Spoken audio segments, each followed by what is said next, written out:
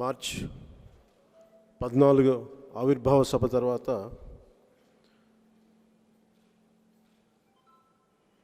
మిమ్మల్ని అందరినీ పేరు పేరున అభినందించే అవకాశం రాలేదు. సో ఈ సందర్భాన్ని పురస్కరించుకొని చాలా విజయవంతంగా జరిగిన సభకి మీ అందరి కృషి, మీ అందరి పార్టిసిపేషన్, మీ అందరిది మర్చిపోలేదు. మనస్ఫూర్తిగా మీ అందరికీ జనసేన పార్టీ తరఫున మీ అందరికీ మనస్ఫూర్తిగా నా అభినందనలు తెలుపుతాను. అలాగే పార్టీకి తమ వంతు సహాయం చేసిన ఫుడ్ ప్యాకెట్స్ దగ్గర నుంచి, ఫ్లెక్సీలు కట్టడం దగ్గర నుంచి, బస్సులు పెట్టడం దగ్గర నుంచి చాలామంది అజ్ఞాతంగా చాలామంది చేశారు. అలా అజ్ఞాతంగా గుప్తదానం చేసిన పెద్దలందరికీ మనస్ఫూర్తిగా నా కృతజ్ఞత. అలాగే చిన్న పెద్ద స్థాయిలో, అన్ని స్థాయిల్లో ఏదో ఒక రకంగా తమ వంతు కృషి చేసి అండగా నిలబడ్డ దాతలందరికీ మనస్ఫూర్తిగా నా ప్రత్యేక కృతజ్ఞత.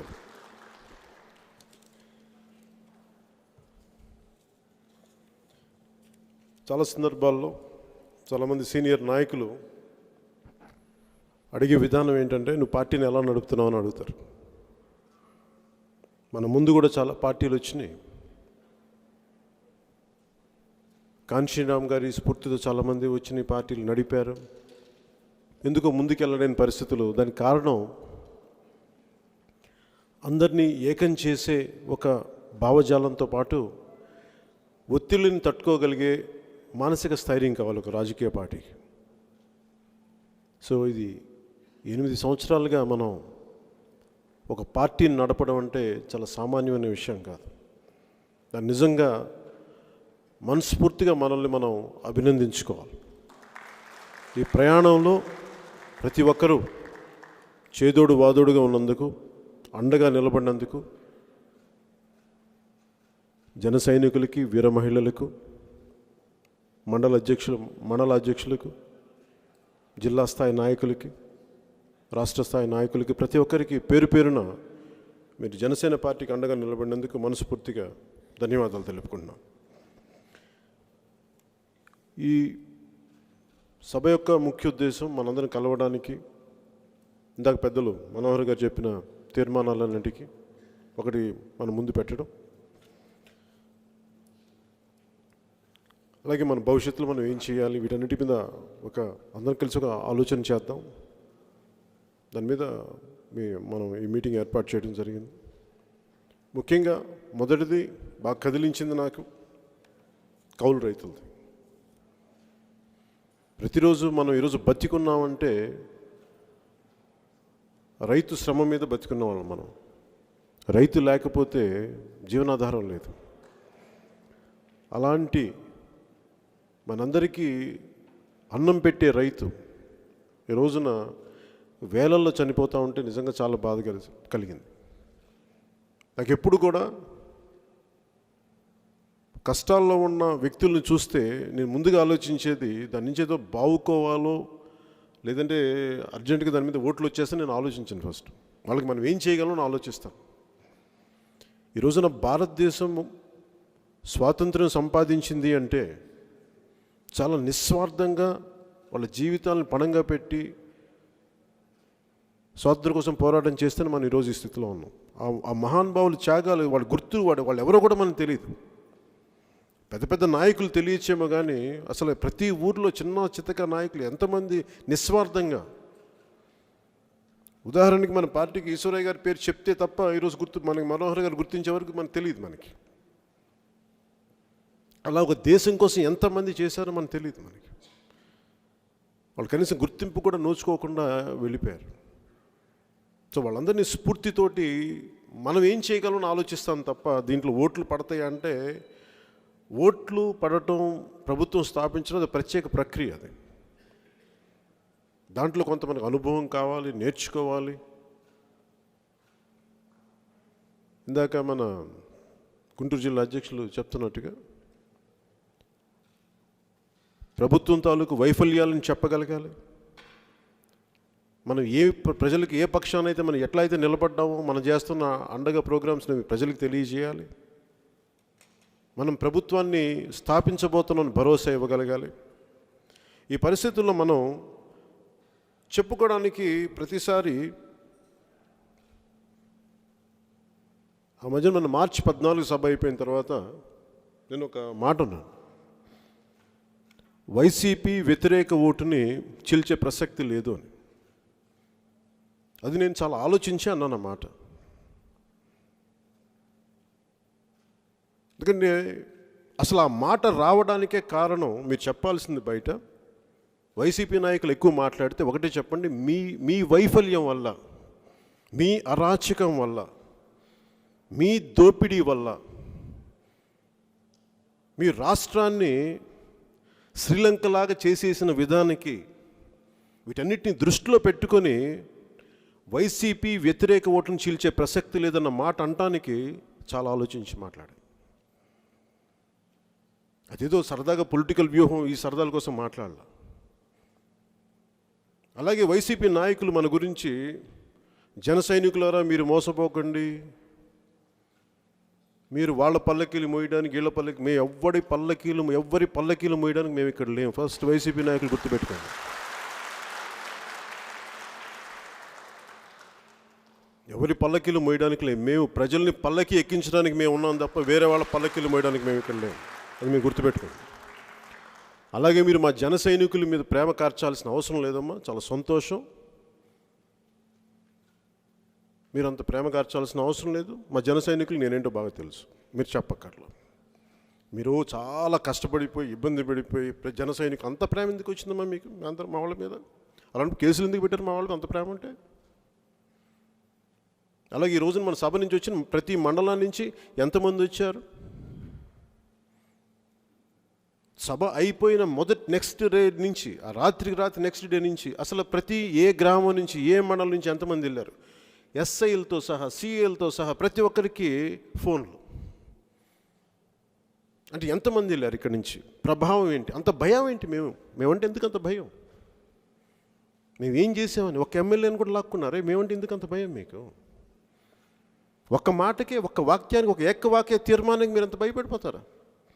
వైసీపీ వ్యతిరేక ఓటుని చీల్చే ప్రసక్తి లేదంటానికి మీకు ఎందుకంత భయం ఏంటి? నిజంగా మీరు ప్రజలకు మేలే చేశారు అని మీరు అనుకుంటే మాకు భయపడాల్సిన అవసరం ఏముంది? అలాగే లేని సమస్యలు నేను మాట్లాడగలనా? ఈ రోజున కౌలు రైతులు సమస్యలు మేము సృష్టించింది. వాళ్ళ ఆత్మహత్యల కారకులు మీరు కాదా? డబ్బులు లేవు అంటారు. అసలు వైసీపీ వచ్చినప్పటి నుంచి ప్రత్యేక మాట ఏంటంటే వీళ్ళు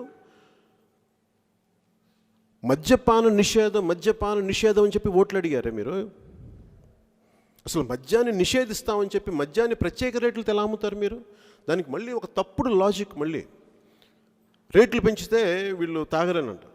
అది మరి ఎలా వింటాం అసలు? అంటే మనం భయస్థులము, బలహీనత ఉందనుకుంటారో లేదంటే నోరిప్పరు అనుకుంటారో, మరి వాళ్ళ ఇష్టానికి మాట్లాడేస్తూ ఉంటారు. మనం భరిస్తూ చూస్తూ ఉంటాం. ఈ వైసీపీ నాయకత్వానికి అర్థం కావాల్సింది, కానీ వైసీపీ పార్టీ ముఖ్యులకి ఇది కొత్త తరం, ఇది పాత తరం కాదు. ఇది ఏజ్ ఆఫ్ ఇన్ఫర్మేషన్. ఇది నేను మా చిన్నప్పుడు అన్నాను, 85లో నన్ను ఇలాంటి కథలు చెప్పకండి మీరు. మొన్న మీరు బాదురే అన్న మాటకి అది జనసేన సృష్టించిన మాట కాదు, అది నేనన్న మాట కాదు, అది పార్టీలో ఎవరన్న మాట కాదు. వైసీపీ నాయకత్వమే 2018లో కరెంటు బిల్లులకి బాదురే అంటే, నేను ఆయన ఆ స్థాయిలో మాట్లాడతాను ఫస్ట్ నాకు ఆశ్చర్యం వేసింది. అంత సాగదీసి మాట్లాడతారు మాట, ఈయనకు కూడా ఇంత బలమైన సెటైర్ ఉందా లోపల, నాకు అప్పుడే అనిపించింది చూడగానే. అంటే బాదురే అంటే ఇంత వేదన ఉంది పాపం ప్రజల మీద, ఇంత కోపం ఉంది, ఇంత తపన ఉంది. మరి మీరు వచ్చినప్పుడు రేట్లు తగ్గించాలి కదా. చెత్త పన్ను పెంచారు, వేలాది కౌలు రైతులని చచ్చిపోయే పరిస్థితులు తీసుకొచ్చారు, రైతులకి గిట్టుబాటు ధర ఇవ్వరు, స్టూడెంట్లకి ఉదాహరణకి విదేశాలకు వెళ్ళడానికి ఎస్సీ ఎస్టీ విద్యార్థులకి అంబేద్కర్ స్కాలర్షిప్స్ లాంటి 10-15 లక్షలు వాళ్ళు విదేశాలకు వెళ్ళి చదువుకునే ఫెసిలిటీ ఉంది, అది కూడా తీసేశారు. ఎవరికి ఏది అండగా లేదు, ఏదో వాళ్ళు అనుకున్న ప్రోగ్రామ్స్ డబ్బులు 100 మంది దగ్గర ట్యాక్సుల రూపంలో డబ్బులు కలెక్ట్ చేసి మీరు అనుకున్న 30 మందికో 40 మందికి ఇస్తే మిగతా 60 మంది 65 మంది ఏం వాళ్ళే, 70 మంది ఏం వాళ్ళు కామ్గా ఉంటారు, వాళ్ళకి బాధలు ఉండవా వాళ్ళకి? ఈ సందర్భంలో కౌలు రైతుల గురించి మీకు కొన్ని పేర్లు చదివి వినిపిస్తాను. ఒక్క కర్నూలు జిల్లాలోనే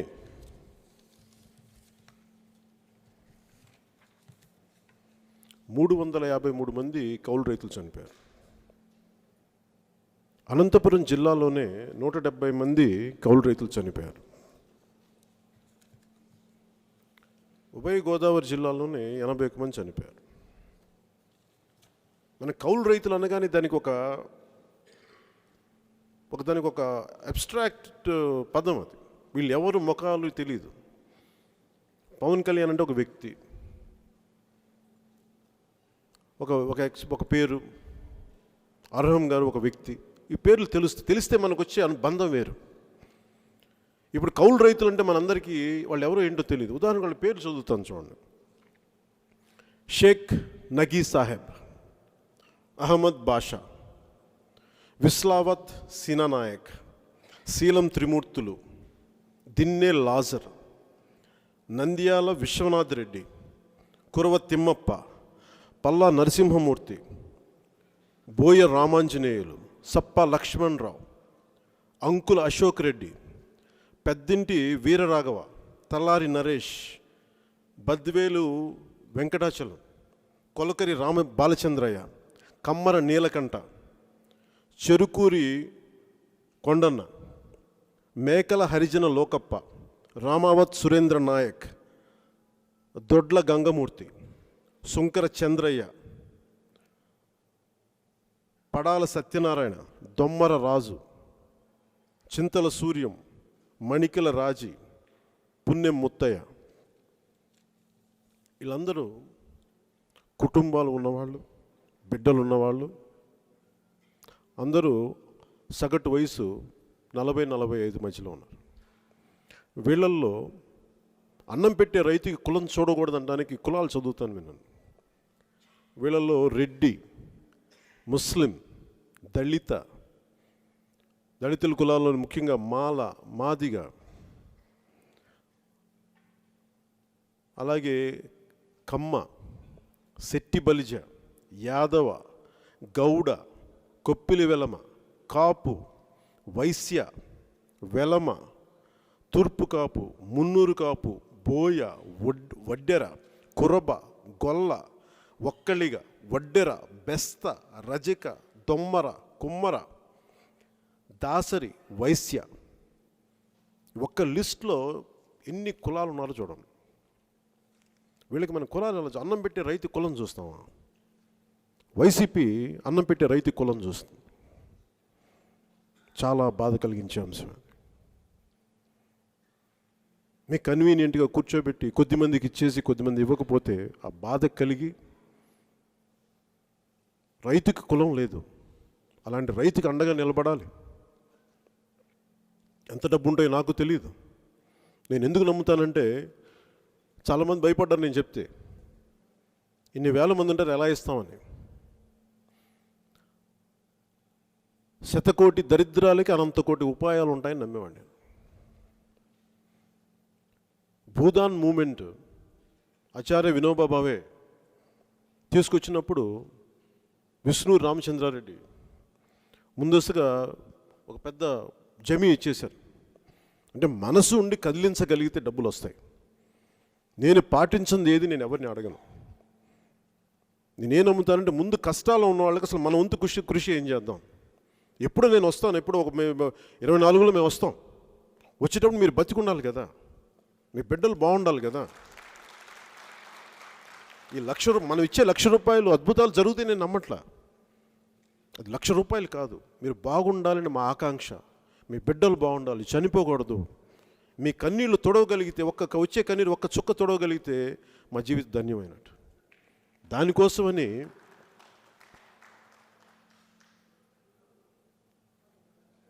ప్రభుత్వాలు ఎన్ని ఇబ్బందులు పెట్టినా మొన్న సినిమాకు వచ్చిన డబ్బుల్ని దాంట్లో ఒక 5 కోట్ల రూపాయలు ఎందుకు ఈ రోజున తీసుకొచ్చానంటే ఇక్కడికి, డబ్బు ఇవ్వటం అనేది చాలామంది చెప్తారు డబ్బులు ఇచ్చి పార్టీని నడిపించకండి అని. అది నాకు తెలుసు, ఎంత ఇచ్చినా సరిపోతుంది. కానీ ఎంతో కొంత కృషి చేయాలి అంటే ఈ రోజున మన గౌరవం ఇచ్చే నాయకులు, జాతీయ స్థాయి నాయకులు ఎవరైనా సరే వాళ్ళ సొంత ఆస్తులు ఇచ్చేసే, ఈ రోజున ఢిల్లీ స్థాయిలో కానీ జాతీయ స్థాయిలో కానీ ఎవరైనా తీసుకోండి, సొంత ఆస్తులు ఇచ్చేశారు. గొప్ప చదువులు చదువుకున్న వాళ్ళు, జ్ఞానులు ఒక్కొక్కరు దేశం కోసం, సమాజం కోసం ఇచ్చేశారు వాళ్ళ ఆస్తులు. నా దగ్గర అంత పెద్ద హృదయం లేకపోవచ్చు, ఆ మహానుభావులంత హృదయం నాకు లేకపోవచ్చు, కానీ నాదైనా ఎంతో చెయ్యాలి. కొంత డబ్బు ఇవ్వకపోతే తప్ప, ఎంతసేపు వీళ్ళు డబ్బు తీసుకోవడం మీదే ఉంటారు తప్ప డబ్బు ఇచ్చే పరిస్థితుల్లో లేరు ఎవరు. రాజకీయాల్లో నన్ను అందరం చెప్పను కానీ ఎక్కువ శాతం మంది. అలాగని మన అందరినీ నేను చెప్పేది ఇల్లు వాకిళ్ళు మొత్తం అమ్మేసుకుని డబ్బులు ఇవ్వమని చెప్పట్లేదు, కానీ ఎంతో కొంత ఇవ్వాలి కదా. సాటి మనిషికి నిలబడకపోతుంటే ప్రజలకి ఏమంటాం, వాళ్ళకి ఒక 1000 రూపాయలు ఎలక్షన్ టైంలో ఇచ్చేస్తే అయిపోతుంది, మనం వాళ్ళు పట్టించుకోకపోయి ఇచ్చారు, కనీసం సరిగ్గా చూసుకున్నారా? ఇవన్నీ చూసినా చాలా బాధ కలిగి పెద్దలు మనోహర్ గారు మేము మాట్లాడుకొని ఏం చేయగలం అంటే, ముందు మొదలు పెడదాం పని, ఈ మొదలుపెట్టిన తర్వాత చూద్దాం అసలు ఎక్కడి దాకా వెళ్తా చూద్దాం. నాకైతే మనసు ఉంది, నేను ఇప్పుడు దాకా మొదలుపెట్టిన పని ఈ రోజు దాకా ఎప్పుడు నేను ఆపలేదు. సో నేను అనుకున్నా ముందు ప్రారంభిద్దాం అనుకుంటే, మొదటిగా ఫోన్ చేసి నాకు మా సోదరులు నాగబాబు గారు ఫోన్ చేశారు. నాకు ఏదో చేయాలనిపిస్తుంది, నేను 10 లక్షలు ఇవ్వచ్చా అని అడిగారు. సంతోషంగా ఇవ్వన్నాను. దీంట్లో నేను బావుకునేది ఏం లేదు. మనం 1 లక్ష ఇచ్చినంత మాత్రం వాళ్ళ జీవితంలో అద్భుతాలు జరగవు. కానీ నిజంగా వాళ్ళ అప్పు చూస్తే ఒక్కొక్క అప్పు చూస్తే ఎంత ఉందంటే 4 లక్షలు, 1 లక్ష, మహా అయితే ఎక్కువ అత్యంత ఒకళ్ళు ఇద్దరికి, తక్కువ మందికి 10 లక్షలు, 11 లక్షలు. ఎక్కువ శాతం మంది 4 లక్షలు, 5 లక్షలు. అంత బాధాకరమైంది. ఒక నివర్ తుఫాన్ వచ్చినా, ఒక తుఫాన్ వచ్చినా, ఒక సైక్లోన్ వచ్చినా మొట్టమొదటి పడిపోయేది రైతు. కల్తీ విత్తనాలు వస్తే పాడైపోయేది రైతు. కానీ మనం రైతు బాగుండాలని కోరుకుంటాం, కానీ రైతు కోసం మనం ఏం చేయం. సో అందుకని మనం అందరూ ఇది కేవలం ఒక పార్టీగా కాదు, ప్రజలకు కూడా మనం తెలియజెప్పాలి. ప్రతి ఒక్కరికి కూడా ఇది బాధ్యత. ప్రతి అన్నం తినే ప్రతి ఒక్కరికి కూడా రైతు కష్టం ఆలోచించాలంటే దీన్ని ఒక చైతన్యంతో కూడిన ఉద్యమంలా చేయాలి దీన్ని. అందుకని ఈరోజు ఈ నెల 12న అనంతపురంతో మొదలుపెట్టి నా కోరిక కనీసం ఒక 30 మంది కన్నా ఇవ్వాలండి. లాజిస్టిక్స్ అన్నీ చూసుకొని, ఎందుకంటే దూర భారాలు ఉంటాయి, అన్నీ చూసుకొని, సమయం అన్నీ చూసుకొని కనీసం ఒక 30 మంది కన్నా దాన్ని అందించాలి ఈ 12వ తారీఖున, ఆ 2 రోజుల్లో అనుకుంటాం. అలాగే జన సైనికులకు కూడా, వీర మహిళలు ప్రతి ఒక్కరికి మీరు చెప్పాల్సింది, పోలీసులు ఎవరు ఫోన్ చేసినా, ఎవరు బెదిరించినా మీరు అండగా నిలబడండి. పోలీసులు మనం ఎంతమంది ఉన్నాం, మీ క్యాడర్ ఎవరు, వాళ్ళకి అడిగే హక్కు లేదు. అది ఇందాక నానాజీ గారు చెప్పినట్టుగా అలా అడిగితే, మీ నాన్నగారు మీకు ఎంత ఆస్తి ఇచ్చారు, మీ కుటుంబంలో ఎంతమంది ఉన్నారు, వాళ్ళ ఆస్తుల వివరాలు అవి కూడా అడగాల్సి వస్తుంది. అందుకని దయచేసి ఈ సందర్భంగా చెప్తున్నాను, ప్రభుత్వ శాఖలందరికీ కూడా 24లో రాని ప్రభుత్వం కోసం ఈరోజు మీరు తపన పడకండి దయచేసి. మనస్ఫూర్తిగా చెప్తున్నాను, ఈ రోజున వచ్చే ఎన్నికల్లో వైసీపీ రావట్లేదు, వచ్చే ఎన్నికల్లో వైసీపీ ప్రభుత్వం రావట్లేదు,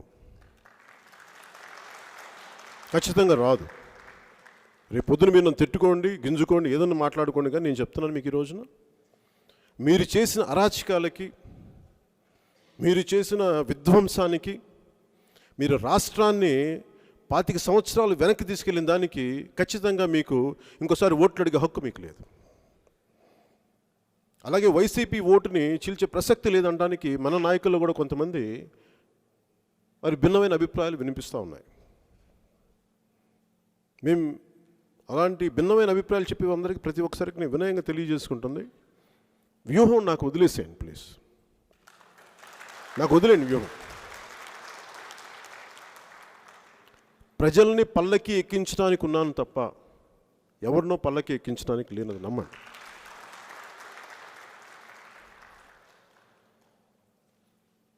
నన్ను అనుభవం లేదు ఇవన్నీ దయచేసి మాట్లాడకండి. నేను 2007 నుంచి రాజకీయాల్లోకి ఉన్నాను. అనుభవజ్ఞులతో లేదు, చాలా క్షేత్రస్థాయిలో తిరిగిన వాడిని నేనేదో మాట్లాడలేదు కదా, మాట్లాడిన తక్కువ ఎక్కువ క్షేత్ర కనిపించడం దయచేసి అనుకోవద్దు. నా కళ్ళు చెవులు ప్రతి నియోజకవర్గంలో ఉంటాయి.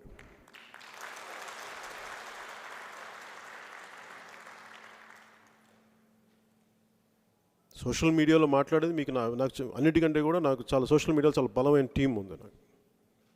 కాకపోతే వాళ్ళు డబ్బుల కోసం పనిచేసేవాళ్ళు కాదు, స్వచ్ఛందంగా పనిచేసేవాళ్ళు. సో నేను ఈ రోజున చెప్తున్న ఈ టీం అందరూ కూడా 2014కి వచ్చిన వాళ్ళు కాదు, 2007 ఇంటర్నెట్ వచ్చిన కొత్తల్లో ఐటీ అంటే ఇంకా పరిపక్వత లేని దశలో ఐటీ గురించి ముందుకు తీసుకెళ్ళిన వ్యక్తులు, అలాంటి వ్యక్తులు అన్ని ఏరియాల్లో వాటిన మనుషులు ఉన్నారు. సో అందుకని నాకు సోషల్ మీడియాలో ఏం జరిగినా, మనం ఏం కామెంట్స్ చేసినా నాకు అన్నీ అది దృష్టికి వస్తుంది. నేను ఒకసారి ఎందుకు కామ్గా ఉంటానంటే, ఒకసారి నా మీద కోపం ఉంటుంది, నా మీద అలగకపోతే ఎవరి మీద అలుగుతారు, నన్ను తిట్టుకునే పర్లేదు, మన వాళ్ళు అర్థం చేసుకుంటారు అనుకుంటా. కానీ మరీ స్థాయి దాటి మటుకు దయచేసి మాట్లాడకండి. అలాగే ప్రతి నియోజకవర్గం, ప్రతి జిల్లా స్థాయి సమీక్షలు చేస్తాను. మన నేను ఒక మాట చెప్పాను అంటే రాష్ట్ర బాధ్యత తీసుకుంటాం జనసేన అంటే చాలా ఆలోచన చెప్పాను, చాలా ఆలోచన చెప్పాను. నా మీద ఎలాంటి ఒత్తిడికైనా సరే,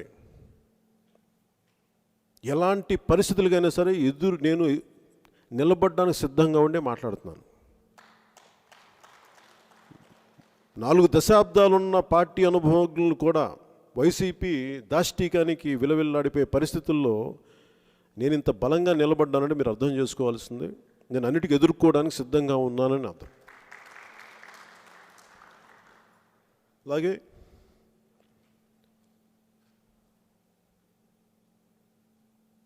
మనను తీర్మానం చేస్తుంది ముఖ్యంగా ప్రతి చోట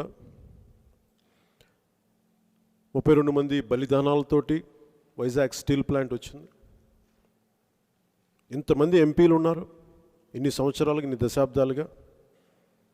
వీరందరూ కూడా మనసు నిజంగా అడిగి రాష్ట్ర విభజన సమయంలో కనీసం ఇంతమంది ఎంపీలు ఉండి మా విశాఖ స్టీల్ ఉక్కు కర్మాగారానికి సొంత గనులు ఇవ్వండి అని ఒక్కళ్ళు కూడా అడగలేపారు. దాని తాలూకు ఫలితం ఈ రోజున వైజాగ్ స్టీల్ ప్లాంట్ ప్రైవేటీకరణ జరిగిపోతుంది. జనసేన ఆ ప్రైవేటీకరణను వ్యతిరేకిస్తుంది, కార్మికుల పక్షాన్ని నిలబడతాం. దానికి మనస్ఫూర్తిగా గౌరవ సూచకంగా కేంద్ర ప్రభుత్వాన్ని తెలియజేస్తాం, కార్మికులకు అండగా నిలబడతాం. కేంద్ర ప్రభుత్వం మార్చుకుంటుందని నాకు మనస్ఫూర్తిగా నమ్మకం ఉంది. సొంత గనులు ఇస్తుంది మన స్టీల్ ప్లాంట్కి నేను నమ్ముతున్నాను. ఒకవేళ ప్రైవేటీకరణ పరిస్థితి ఉంటే దాన్ని ఎలా చేయాలని మనందరం కూర్చొని ఒక నిర్ణయం తీసుకొని అది ప్రైవేటీకరణ కాకుండా ఎలా కాపాడాలి దాని మీద మనందరం ఒక ఆలోచన చేసి ఏ ప్రణాళికతో మనం ముందుకెళ్ళొచ్చో ఖచ్చితంగా చేద్దాం. అలాగే శాంతి భద్రతలు రాష్ట్రంలో ఆంధ్రప్రదేశ్ క్రైమ్ స్టాటిస్టిక్స్లో 6వ స్థానంలో ఉండటం, ఇవన్నీ చాలా అలార్మింగ్గా అనిపిస్తున్నాయి. దీనికి కారణం వైసీపీ నాయకులు చేసే మాటలు. కానీ క్రైమ్ ఎందుకు పెరుగుద్ది అంటే, బలమైన పాలనా వ్యవస్థ ఉంటే క్రైమ్ చేసేవాడు భయపడతాడు. మీరు కూర్చొని పేకాట క్లబ్బులు, చక్కటి నృత్య కార్యక్రమాలు చేస్తే దాని తోడు ఎవరన్నా ఇది ఏంటి అంటే మీరు బయటకు వచ్చి రౌడిజం చేస్తే యాంటీ సోషల్ ఎలిమెంట్స్కి అది ఆలవాలం అయిపోతుంది. ఐఏఎస్ అధికారులు మోకాళ్ళ మీద కూర్చొని రాష్ట్ర నాయకత్వానికి లొంగిపోతే, వెన్నెముకలు ఉంచేస్తే సో ప్రభుత్వం పనిచేయట్లేదని అర్థం.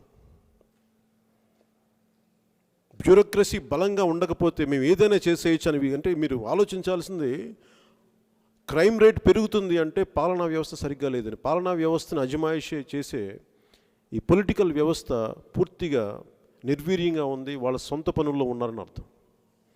ఇలాంటి పరిస్థితుల్లో బలమైన ఈ నేరాలను అరికట్టే పోలీసింగ్ ఉండాలి. అందుకని దాన్ని మనం తీర్మానం చేసుకున్నాం. దాని తర్వాత ముఖ్యంగా రేట్లు పెరిగిపోతూ ఉన్నాయి. కరోనా, లాక్డౌన్స్, వీటన్నిటి మీద మనం భారతీయ జనతా పార్టీతోటి, పెద్దలతోటి, నాకు అందరితోటి గౌరవం ఉంది, ఎప్పుడు కానీ అన్ని పాలసీలు కూడా మనకి ఇబ్బందులు చెప్పుకుంటాం, ఖచ్చితంగా చెప్పుకుంటాం. అలాగే ఈ రోజున కేంద్ర ప్రభుత్వం దృష్టికి, కేంద్ర నాయకత్వం దృష్టికి I'm appealing to central leadership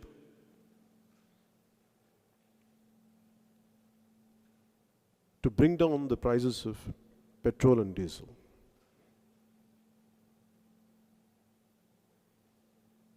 On average, a commoner is really suffering a lot. I appeal to central government to consider to bring down the prices of petrol and diesel. సగటు మనిషి బతకాలంటే పెట్రోల్ ఈ ధరలు పెరిగిపోతే ప్రతిదీ పెరిగిపోతూ ఉన్నాయి, నిత్యావసర వస్తువులు పెరిగిపోతూ ఉన్నాయి. వీటిని ఎంతో కొంత కంట్రోల్ నియంత్రించకపోతే మటుకు చాలా ఇబ్బందికరమైన పరిస్థితి వస్తుంది. అంటే మనం ఎవరితోనైనా సరే పొత్తులో ఉన్నాం కదా అని చెప్పి ఒక మాట చెప్పడానికి భయపడాల్సిన అవసరం లేదు. ఖచ్చితంగా వింటారు. దయచేసి అది మీరు అర్థం చేసుకోవాలి. నాకు ఆ భయాలు లేవు. నేను నా కోసం అయితే నా కేసులు తీసేయండి, నా మీద ఉన్న నేను ఎప్పుడు అడగను. అలాంటి పరిస్థితులు నేను పెట్టుకోను. అలాంటి పరిస్థితులు రాజకీయాల్లోకి వచ్చేవాడిని కాదు. అందుకని నేను ఈ మాట మాట్లాడితే దానికి విపరీత అర్థాలు తీయక్కర్లేదు ఎవరు. పొత్తుతో ఉన్న పార్టీలో కూడా మేము చాలాసార్లు కేంద్ర స్థాయిలో నాయకులతో మాట్లాడుతున్నప్పుడు, కేంద్ర మంత్రివర్గంతో మాట్లాడుతున్నప్పుడు, ఒక పొత్తులో ఉన్నప్పుడు 70% ఏకాభిప్రాయం ఉంటే చాలు. 30% అన్నీ మనం ఏకీభించాల్సిన అవసరం లేదు. ఎక్కువ శాతం ఏకీభించామా లేదా అని ఉంటుంది తప్ప ఏకీభించిన అంశాలు చాలా ఉంటాయి. దాని మీద మాట్లాడతాం, గొడవ పెట్టుకుంటాం, అరుస్తాం, కేకలు పెడతాం అని కాదు, కానీ అది ప్రతి ఒక్కరు అర్థం చేసుకునేది. సో మనం పార్టీని బలోపేతం చేయాల్సిన అవసరం ఉంది. ప్రతి జిల్లాని నేను సమీక్ష చేస్తాను. ముఖ్యంగా నాకు ఉత్తరాంధ్ర మీద ప్రత్యేకమైన అవగాహన ఉంది. నా కోరిక ఉత్తరాంధ్రలో నేనే ప్రత్యేకించి ఆఫీస్ తీసుకొని, మరి ఎంత స్థాయి ఆఫీస్ ఉంటుందని కాదు నాకు తెలియదు, కానీ నా కోరిక ఉండాలని కోరుకుంటున్నాను. ఉత్తరాంధ్రలో ఇంత బలమైన ఆఫీస్ ఉండాలని కోరుకుంటున్నాను. నా కోరిక ఉత్తరాంధ్రలో జనసేన ఒక బలమైన రీజనల్ ఆఫీస్ ఉండాలి. చాలా బలమైన జిల్లాలవి మనకి, వాటి మీద ప్రత్యేక దృష్టి సారించాలి. దాని మీద నేను ప్రత్యేకంగా, ఎందుకంటే నాకు ఇంత బలం ఉండి, ఉత్తరాంధ్రకు సంబంధించి ఇంత బలం ఉండి, ఒక రాజాం లాంటి ఒక పర్యటనకి వెళ్తే 2017లో 18లో ఇసుక వేస్తే రాలనంత జనం ఉండి, ఇంత అభిమాన బలం ఉండి మనం దాన్ని సరిగ్గా వాడుకోలేకపోతున్నాం. విజయనగరంలో వర్షం వస్తున్నప్పుడు కూడా లెక్క చేయక ఆడపడుచులు, యువత అంతమంది ఉన్నారంటే వాళ్ళకి చెయ్యాలి, కానీ వాళ్ళు లీడ్ చేసే నాయకత్వం లేదు అక్కడ. సో నాయకత్వం ఒక రోజులో పెరగదు, మనం పెంచాలి. అక్కడ ధైర్యం లేకపోతే, నేను ఎందుకు ఉత్తరాంధ్రలో నేను తీసుకుంటానని మాట్లాడుతున్నానంటే అక్కడ ధైర్యం లేదని నాకు అర్థమవుతా ఉంది. కొంత సంకోచిస్తున్నారు అందరూ. అందుకే నేను ఉత్తరాంధ్ర మీద ప్రత్యేకంగా నేను దృష్టి సారిస్తాను. నేను వచ్చి కూర్చుంటాను ఉత్తరాంధ్రకి. పోయినసారి నేను తిరుగుతూ వెళ్ళాను, పోరాట యాత్రలో. ఈసారి మటుకు ప్రత్యేకం దృష్టి సారించి 2 సంవత్సరాల పైన ఉంది సమయం. ఎలక్షన్లు ముందు వచ్చినా పర్లేదు, కానీ మనం సంసిద్ధంగా ఉన్నాం. ఆ విషయం మీకు తెలియజేసుకుంటా ఉన్నాం. అలాగే ముఖ్యంగా మన షణ్ముఖ వ్యూహం అని అన్నాను. దీంట్లో మనకి ఉద్యోగాలు రావాలి. ఈ మాట కూడా నాకు ఉత్తరాంధ్ర నుంచి వచ్చింది. ఒక 25 సంవత్సరాల భవిష్యత్తు ఇవ్వండి అని చెప్పి. ఒక్కొక్క రాజకీయ నాయకులు వాళ్ళ బిడ్డలకి, వాళ్ళ ముని మనవాళ్ళకు కూడా డబ్బులు కావాలి. పుట్టని ముని మనవాళ్ళకి, పుట్టని మనవాడికి, పుట్టబోయే ముని మనవాళ్ళకి, వీళ్ళందరికీ కావాలి. అలాంటిది ఒక 25 సంవత్సరాలు నిజంగా ఉద్యోగాలు లేవు. ఈ రోజున యువతకు ఉద్యోగాలు లేవు. ప్రామిస్ చేశారు రాగానే మేము అన్ని జాబ్ క్యాలెండర్ ఫుల్ఫిల్ చేస్తామని చెప్పి. నిజంగా వీళ్ళకి విలువ తెలియదు, కాలం విలువ తెలియదు. ఒక 18, 19, 22 ఏళ్ళ యువకుడు అక్కడ కళలు కనిజాలుతూ ఉంటాడు. ఏదో సాధిద్దాం, ఏదో ఉద్యోగం చేద్దాం, తల్లిదండ్రుల మీద ఆధారపడకూడదని. ఒక నాయకుడు ఒక మాట చెప్తే ప్రజలు నమ్ముతారు. అలాంటిది వైసీపీ నాయకత్వం మాట చెప్తే అందరూ నమ్మి ఓట్లేశారు. అలాంటి వాళ్ళకి మొండి చేయి చూపించారు. ఈ రోజున వాళ్ళు, ఈ రోజున 24, 25 వాళ్ళు ఈ రోజున వచ్చేటప్పటికి వాళ్ళందరూ 30 ఏళ్ళు వచ్చేస్తాయి. ఏజ్ బారైపోద్ది, ఉద్యోగ అవకాశాలు రావు, నిరాశ నిస్పృహలకు గురై ఈ రోజు నేను చాలాసార్లు ఈ మధ్యన గంజాయి సాగు ఎందుకు పెరిగిపోయిందో మీకు మీ దృష్టికి తీసుకొస్తున్నాను. 1000 టన్నుల గంజాయి యువత వెళ్ళిపోతూ ఉంది. నేను వాళ్ళు తప్పు పట్టను. ఎందుకు తప్పు పట్టను అంటే, మీరు ఉద్యోగాలు కల్పించకపోతే మరి యువత ఏం చేస్తారు? బతకాలి కదా, ఏదో ఒక అడ్డదారులు ఎత్తుక్కుంటారు, తప్పదు. అది ఒక సోషియో ఎకనామిక్ ప్రాబ్లంగా చూడాలి దాన్ని. ఉత్తరాంధ్రలో మనకి దీంట్లో జరిగే ఈ గంజాయి సాగుని. సో అందుకని సంపన్న ఆంధ్రప్రదేశ్ని ఉద్యోగాలు కల్పించగలగాలి, ఉద్యోగాలు రావాలి, ఆంధ్రప్రదేశ్ బాగుండాలి. ముందు లా అండ్ ఆర్డర్ చాలా బలంగా ఉండాలి. మనకి ఇన్వెస్ట్మెంట్స్ వచ్చే మనకి చక్కటి వాతావరణం కల్పించాలి. అలాగే ఒక రాజధాని ఉండటం అనేది ఇది ఒక చాలా పవర్ఫుల్ ఒక ఎకనామిక్ మెషిన్. ఇది బోల్డ్ అంత సంపదను సృష్టించగలిగే ఒక మెషిన్ ఇది. అందుకని ఇంత ఖర్చు పెట్టిన తర్వాత దీని భయంకర గ్రోత్ ఇంజిన్ అది. అలాగే అమరావతిని రాజధాని అనేది మనం బలంగా చెప్పాలి బయటికి. అలాగే తిరుపతి కానీ, కర్నూలు కానీ, వైజాగ్ కానీ, ఈ నగరాలన్నిటికీ మరి ఇంకెంత ఏ స్థాయిలో పెంచాలి దాన్ని. వైజాగ్ లాంటి దాన్ని విశ్వనగరంగా చేయాలి దాన్ని. తిరుపతి బలమైన స్మార్ట్ సిటీగా చేయాలి. ఒకప్పుడు మనకు వాటికన్ సిటీని ఎలా చేసామో తిరుపతిని అంత బలంగా చేయాలి. అలాగే కర్నూలుని మన మొదటి రాజధాని, ఆ కర్నూలుని చాలా బలంగా తీర్చిదిద్దాలి. ఏదో మనం కోర్టు పెట్టేస్తాను, కోర్టు బిల్డింగ్ వస్తే అక్కడ ఏం అభివృద్ధి ఉంటుంది? ఇన్ని వెనకబడ్డ కులస్తులందరికీ ఏదో ఒక బలమైన ఉత్తమయ్యే రాజధాని అక్కడ సిటీ అవ్వాలి. అది కర్నూలు. ఆ విధంగా మనం డెవలప్ చేయాలి. ముఖ్యంగా ఇసుక మీద దోపిడీ పెరిగిన విధానం చూస్తే చాలా బాధ కలుగుతుంది. ఒక కంపెనీకి ఇసుకనిచ్చేసి 2-3 కంపెనీలకు ఇచ్చేయడం. అందువల్ల మేము అనుకుంది వైట్ కార్డ్ హోల్డర్స్కి ఉచితమైన ఇసుక ఇవ్వాలి ఖచ్చితంగా, వాళ్ళ అదనపు రూములకి. ఇది మీరు తీసుకెళ్ళండి. అలాగే సామాన్యులకు సైతం మనం ఎంటర్ప్రెన్యూర్స్గా మారాలి అనుకున్నప్పుడు మనం ఏం చేయగలగాలి? ఇందాక మనం చెప్పినట్టుగా మాకు 25 సంవత్సరాల జీవితం ఇవ్వండి మాకు అన్నదానికి దీన్ని గుర్తుపెట్టుకొని మేము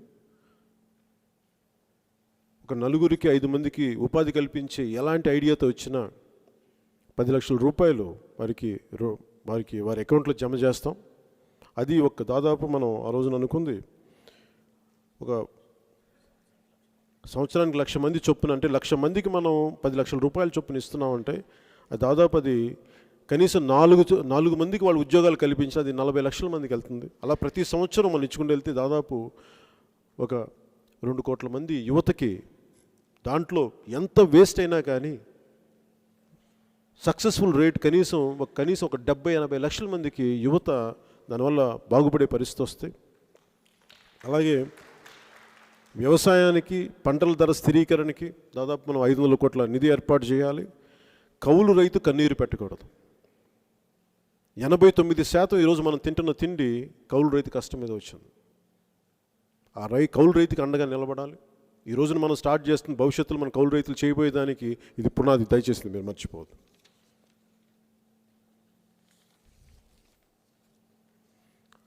అలాగే